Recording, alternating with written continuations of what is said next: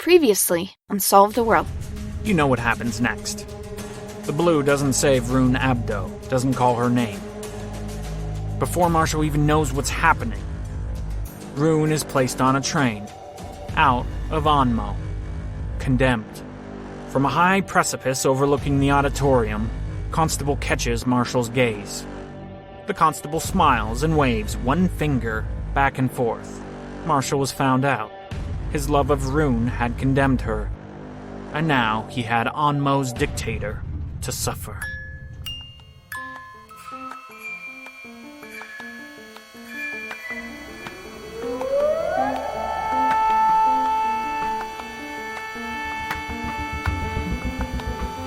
Solve the World, a fictional adventure told in 100 episodes. Next week on Hallmark Channel, the incredible new melodrama that's sweeping the nation. Episode 77, In the Garden of Gethsemane.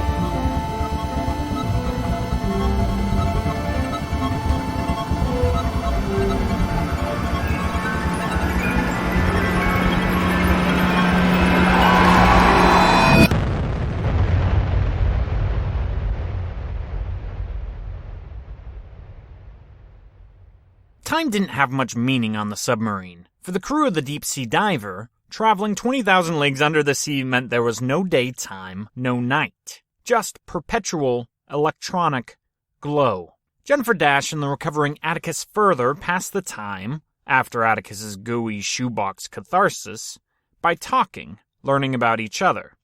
One conversation is worth a look back.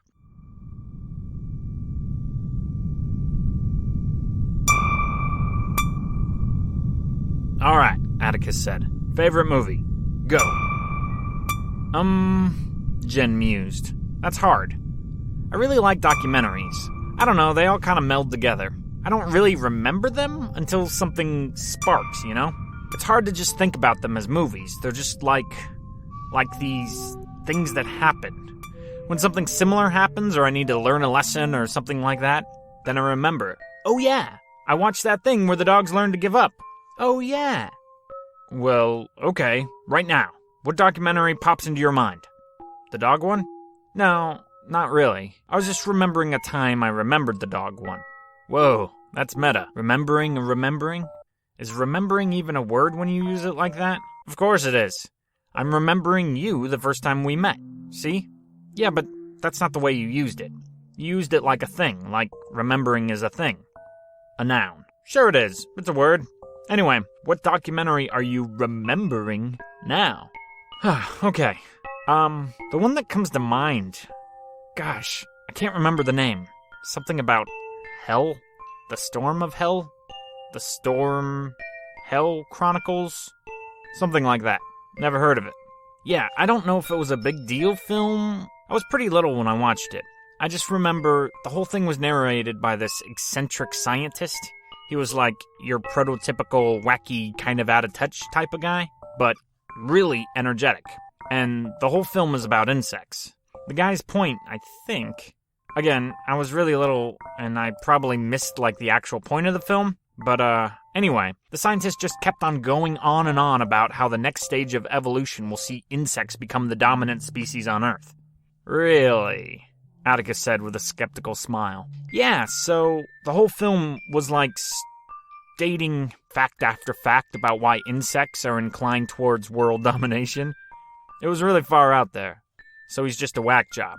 No, see, I think I could totally be getting this wrong, but my little 8-year-old brain or whatever thought that the movie at first is trying to make fun of this guy a little bit. Like, look, get a load of this kook. But then, you know, by the end of the film, you start realizing that he's actually making some good points. Such as... Well, see, it'd probably be really good to rewatch it now after everything that's happened. I think there was even this line about the probability that we humans go extinct due to nuclear holocaust. Yeah, he's right on the money there. Yeah, and like how bombs are really bad for all mammals, not just humans. It doesn't just kill us. You know, it's like, goodbye cougars, goodbye elephants. But insects, a lot of them live underground or are too small to be affected by radiation. So, essentially, our doom means their heyday. Whoa, Yeah. And the craziest part, so just take ants for instance. Okay. Atticus seemed really into this. So, you might not be surprised to hear that there are more ants in the world than humans. Seems a fair statement. Yeah, but listen to how much. I remember this part really well for some reason. If you weighed all the ants on Earth, and weighed all the humans on Earth, the ants would weigh way more. Like, just as a mass, ants have conquered the Earth. They're in first place. Huh. Yeah, and that's just ants. I think the documentary said something like there's 1 billion insects for every 1 human living today. That's crazy. Yeah, so, okay. What's your favorite movie? Ah, yeah. Cool Runnings. What's that one? The Jamaican bobsled team one. I love it because it's one of those classic Disney sports films. It's rated G or PG or something like that, and yet the team loses in the end. That's powerful. You like tragedies? Jen asked. Not necessarily, I just like the idea of winning despite losing. Those guys came home winners. But, hold on a sec, your whole remembering a memory of a movie shtick is fascinating. I'm trying to think. I guess, did you ever see the Blair Witch Project? Jen shakes her head no. It's one of those things. If you watch any one scene of the movie, you're like, this is the dumbest thing I've ever seen. Really? Yeah, the camera's low quality, it's always out of focus. 9/10 of the thing is just these college kids running around in the woods crying. So the other 10th is really good? No, it's not even that. It's just... Okay, so, spoiler alert. That's fine, I don't like scary movies anymore, Jen said. So, the movie's supposed to be a documentary. It's not, but you know, that's the trick of the film or whatever. These kids go into the woods in Maine? Or somewhere like that? Pennsylvania?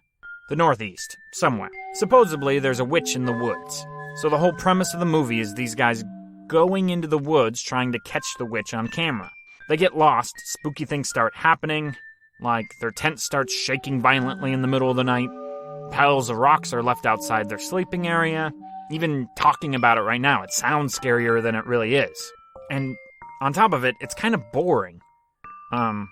Eventually one of the 3 of the main characters goes missing. And if I'm remembering correctly, they find a couple of his teeth pulled out and left for them to find or something like that, just outside of their tent.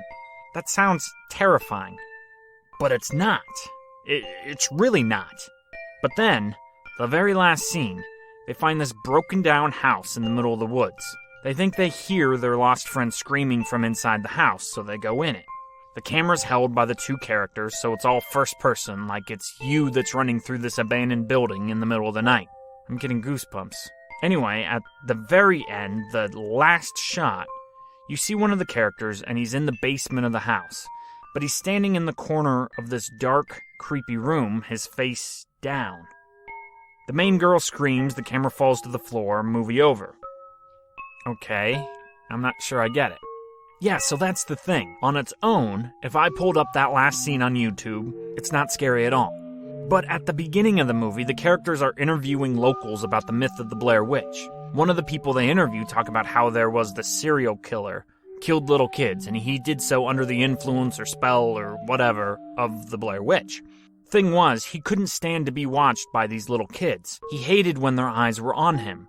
So he'd make one stand in the corner with its eyes down, its face down, while he killed the other one. That's horrible.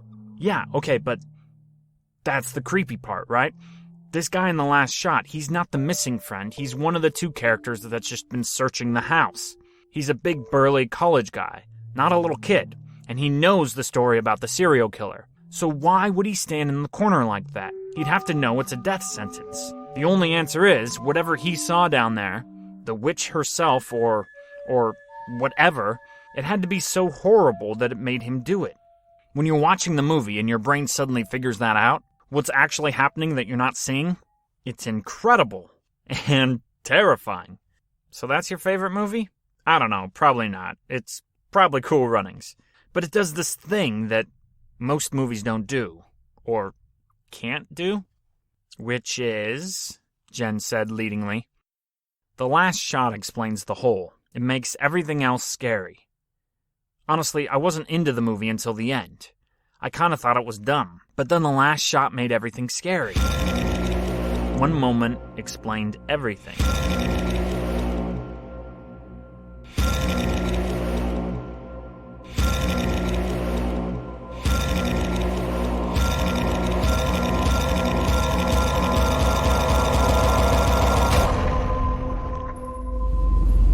Marshall saw the walls from miles off.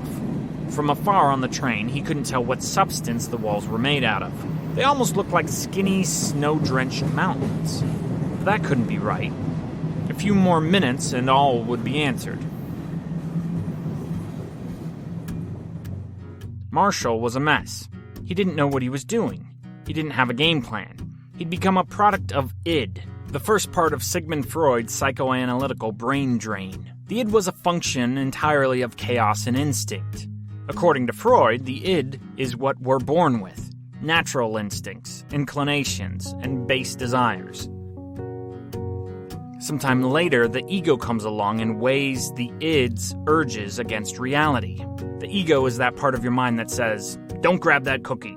It'll taste good, but it won't help us reach our goal of losing 10 pounds before prom so that we can fit into that bodacious dress of ours." The last part of the triptych, the superego, comes yet later.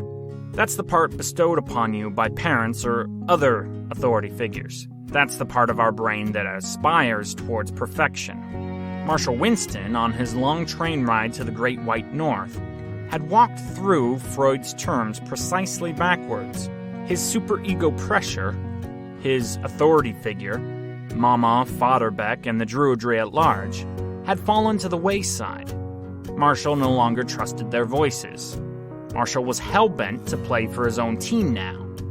No more sacrifices for the good of the tribe. He didn't understand the tribe, didn't get what's going on with that thing in the depths that burned him, didn't want all that hassle. And the childlike version of himself, the accusing past, the part of him that pointed at Marshall in the marble room, he could never live up to that thing, that command, even if he tried. The message was too oblique. Why have you forsaken me? Forsaken whom? For what? For when? None of it made sense. If you can't win the game, why bother to play at all? The same went for his ego. He tried to do the right thing, tried to make way for little Rune Abdo, tried to make her the center of his own salvation. What good did that do him? He had failed miserably. Why had Marshall forsaken Rune? He didn't mean to, it just happened. The ego gone, dust in the wind just like the superego, only id remained to rule the world. This was the construct that told Marshall to kill the constable. A considerate hero would have valued the constable's continued existence. The constable had intel. He had more to say. Marshall didn't care. The long-term benefits of keeping the child napper alive mattered not. He was the direct cause of Rune Abdo's downfall. Ergo, he must go. Truth be told, Marshall enjoyed it. The ending of his life was satisfying. When he slayed Sir Isaac, the world was alight with madness. There wasn't time to sit and pontificate on the sport of killing. Now, there was.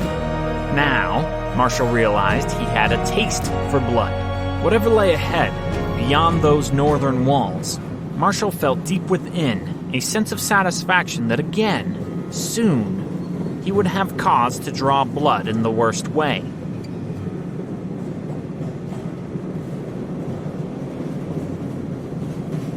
Minutes later, the wall was clear to behold. And what a wall it was.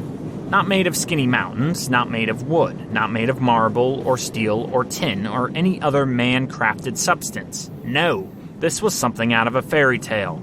Marshall's train was a one-way ticket out of reality and into the Disney world of Frozen. For what stood towering ages high in front of him was a barricade unbreakable, undeniable, a fortress of ice. Was the train going to bore headlong into the wall of ice? Sure, the autopilot train seemed to be slowing, but not fast enough. Whatever lay beyond those icicle shelves was about to get a rude awakening. Should Marshall bolt, hop off the runaway train?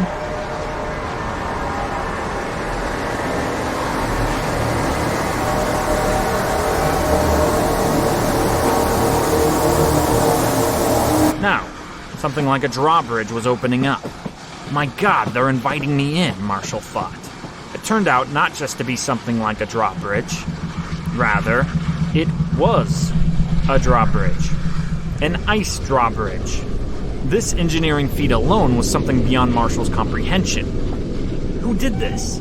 Who could have constructed this megalopolis in the middle of an Arctic tundra at the dark height of winter? As the train snuck through the icy gates, it continued to slow, but none of that mattered. What mattered, what the whole world now revolved around, was what in fact lay beyond the white translucent walls.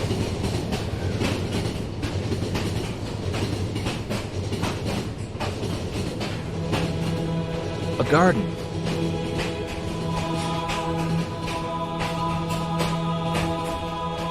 More than a garden, a verifiable wilderness. There were streams hopping to and fro, lapping whimsically around over rocks and small clefts. There were hills covered in green grass. In the distance, a cornfield shaking in the wind. And that wind, it wasn't the Arctic blast that chilled the marrow of your bones. It was warm. The first flush of summer warm. Trees, big ones. Large oak trees, their branches sprawling, perfect for building a tree house. Kicking out any girl starting a 9-year-old pirate club. Don't oak trees take 50 years to mature? How could this be here? From the train, Marshall looked and tried to catch with his eye the edge of this kingdom. He wasn't sure if he could. The walled world extended for miles.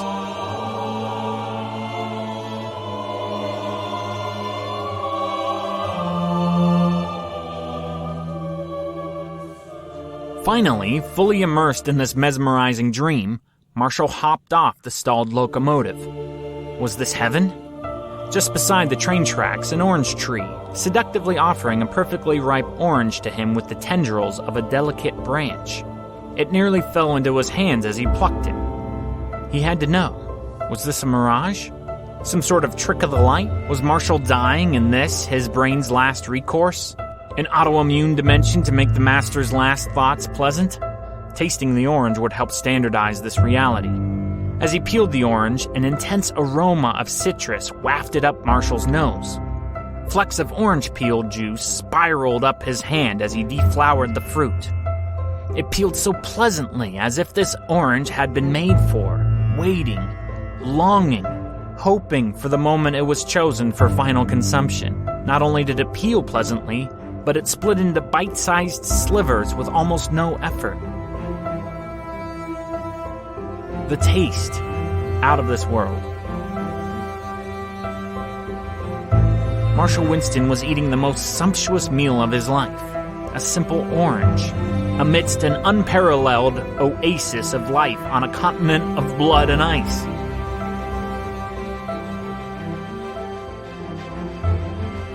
A funny reflex occurs in instances like this, at a time when it would make perfect sense to enjoy the orange. To make sure you savor every droplet of juice, Marshall downed the fruit. He hadn't realized it. Marshall Winston was hungry, suffering from hunger in fact. He'd been too busy starting an insurrection, murdering, surging out of ONMO to ever give a second's notice to his body's cries. This orange was not just filling him up, it was restoring him.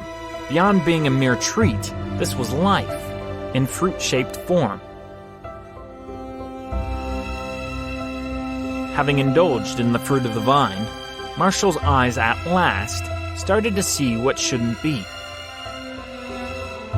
Once he began seeing, he couldn't believe he missed it from the start. How could he not be aware? Marshall Winston was anything but alone in this garden behind the ice walls. This place didn't spring out of nothing just for him. No, it was filled with creatures. Monsters.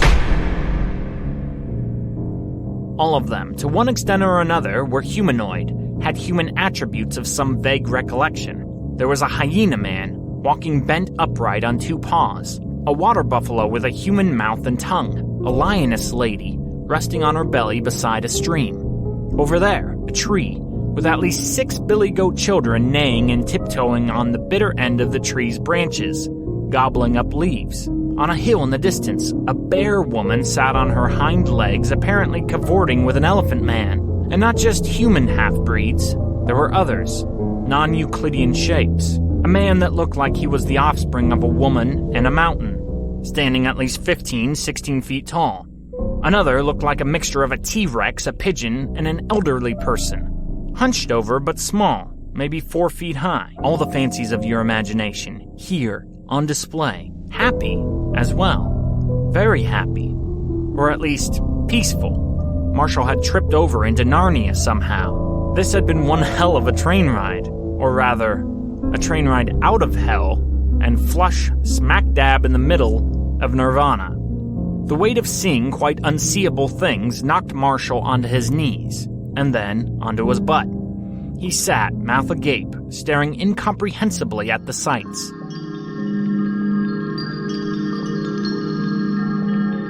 There's a certain mechanism that takes its course when our brains are presented with data that our mind has no paradigm for.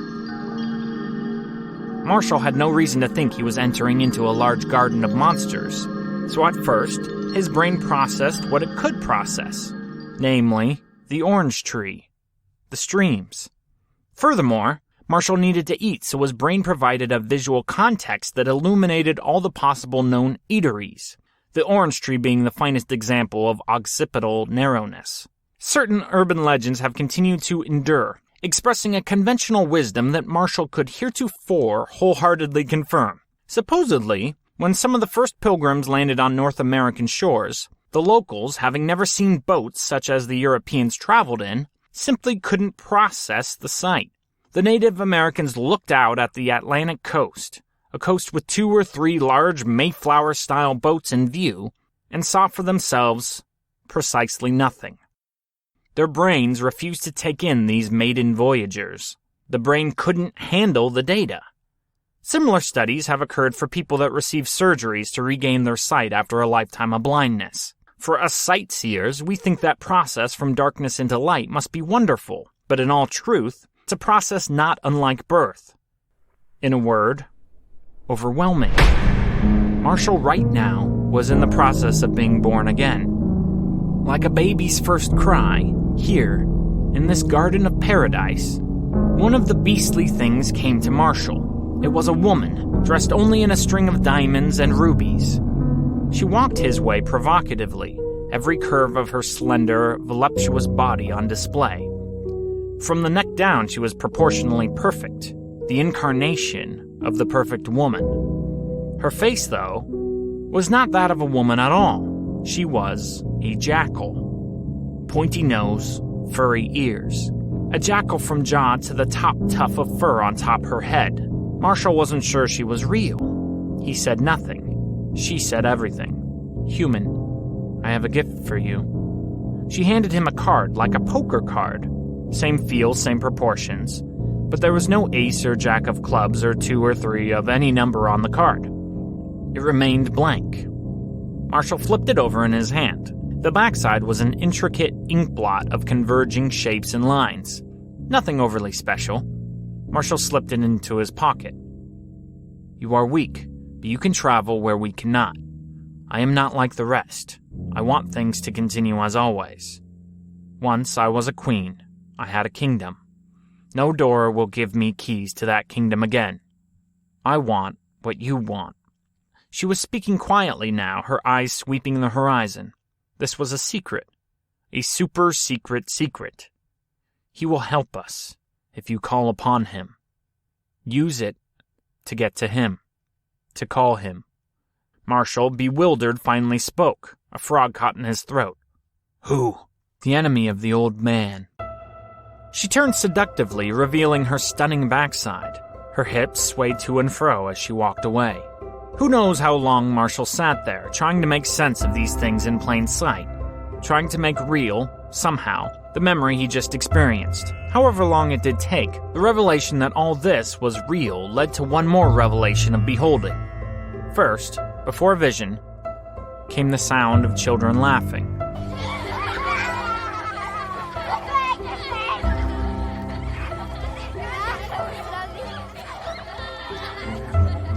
ONMO's rejected orphans, all of them, were here. Beast and child played together. This wonderland was heaven. Rune! Rune! Marshall bolted up. She must be alive. More alive here, surely, than ever she was in ONMO's underground bunkers. Marshall began to run, like a madman running, calling out. He was Ebenezer Scrooge on Christmas morning, or George Bailey on Christmas Eve. "Rune! Rune!" he called out, ignoring myriad beasts in malformations. "Rune! Rune!" What began as hopeful was turning bitter. "Rune!" Where was she? All this travel, all this spectacle, all these god creatures, and yet the world remained a wicked and sick place. For where was Rune, the embodiment of innocence and virtue? Where was Rune? "Rune!" Marshall cried out, losing his balance and falling on the side of a steep but shallow hill. Hi, Marshall. Rune said. She smiled down at him. She sat on the limb of a tree 10 paces behind Marshall. Her grin, her face. She was the same. She hadn't changed. They hadn't twisted her into some monster. She was safe. She was okay. Rune was Rune. Innocence had kept its form. Rune! Rune! Rune!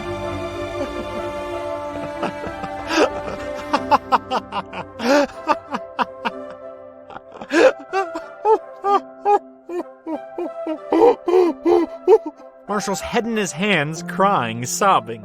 The world was too much.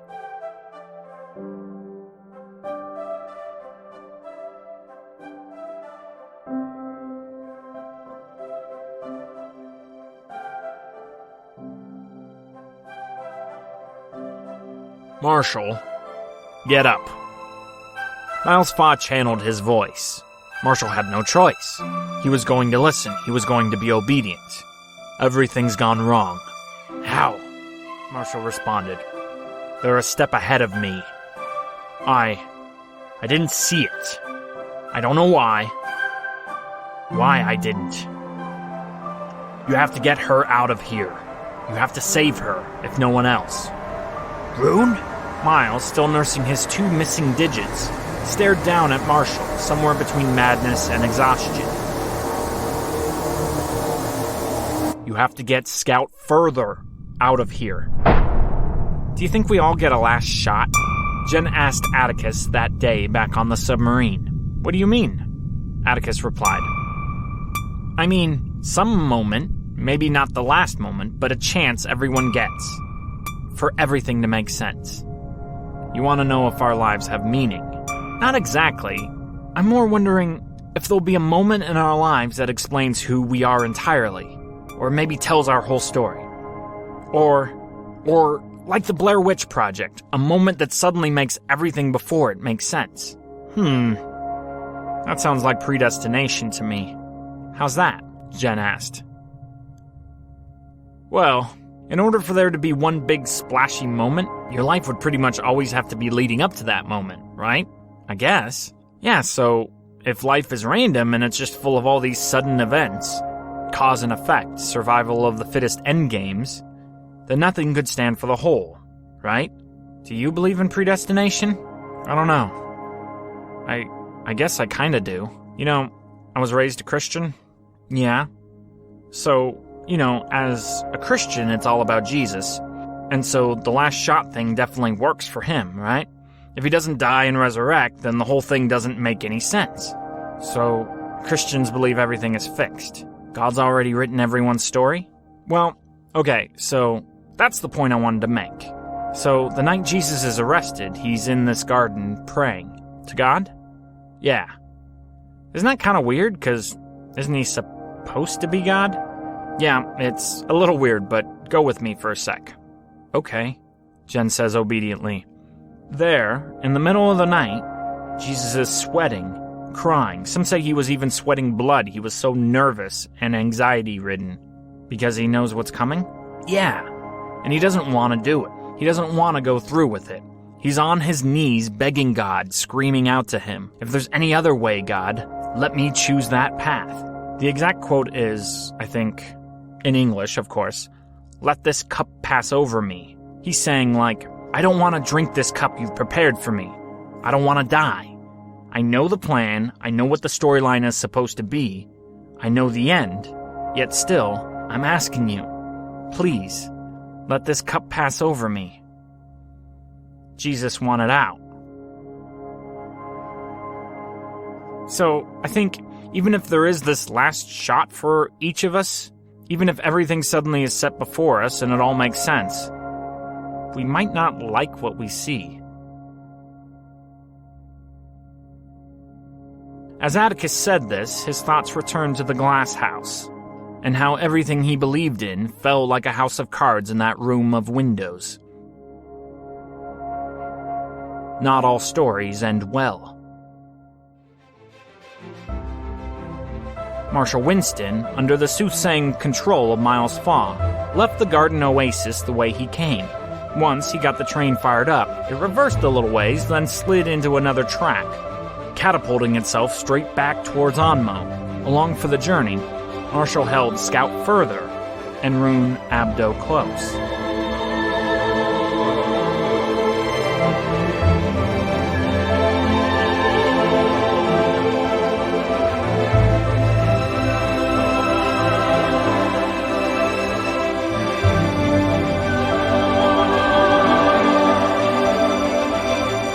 Miles, needing to stay with his orchestrated Old One's rebellion, watched as the train burned into the dark sky distance.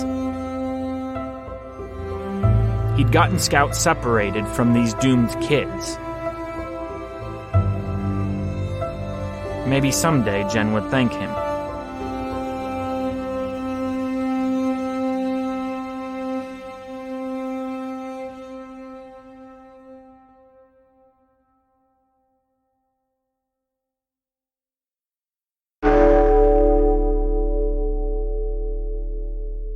Hey everybody, Solve the World is produced by myself, Dante Stack. All the sound effects and music we use for this program are under Creative Commons licenses and can be found on our show notes page at dantestack.com. I'd like to thank freesound.org and freemusicarchive.org for that material. Hey guys, if you like the program, please help me sustain it by writing a review on iTunes, sharing this program with a friend, or donating on our donations page at dantestack.com. Thanks. See you next week.